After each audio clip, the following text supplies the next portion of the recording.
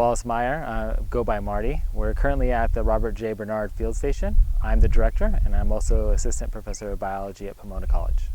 The Bernard Field Station is an academic resource for the Claremont colleges. It provides hands-on research activities and dynamic research opportunities for not only students of the colleges, but also students from anywhere who'd like to conduct research on sage scrub or any other habitat that we have here at the station. The research that we've been conducting here has been examining how this native habitat stores carbon, and it acts as a good control to other suburban urban environments to compare how they are storing carbon relative to how the native ecosystem is with no additional water and no additional nutrient inputs. So in my own panel with 3 speakers, we have a person from, I believe, England, the Pacific Northwest, and then myself here in Southern California. So we bring our own expertise not only in what we focus our research on, but also how place influences our understanding of these different processes.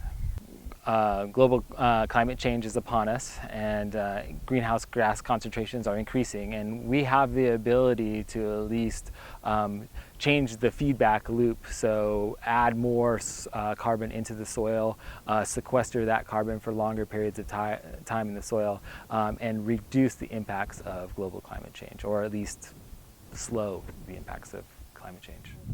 All right, so I think this summit is critically important because when most people think about urban, suburban environments, they think of them as very extractive, as releasing greenhouse gases, and I want to turn that conversation around, and that we can use these habitats to actually store carbon and store many of the greenhouse gases that we're emitting. Yeah, I mean, I think it's really interesting. When most people think of carbon, they're thinking of carbon in the atmosphere or carbon dioxide, right? Which is what they should be thinking. That's what we're increasing. That's a greenhouse gas, right? So that's what's keeping the heat energy in and keeping the ecosystem warm.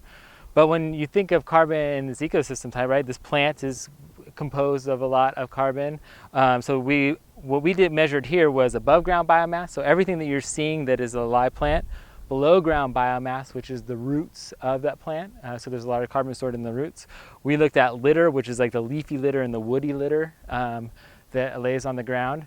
And then we measured how much carbon was in the soil. And when you look and you compare those different components, there is a lot more carbon stored in the soil than all the carbon you see here per square meter, right? By like 5 to 6 times as much carbon in the soil.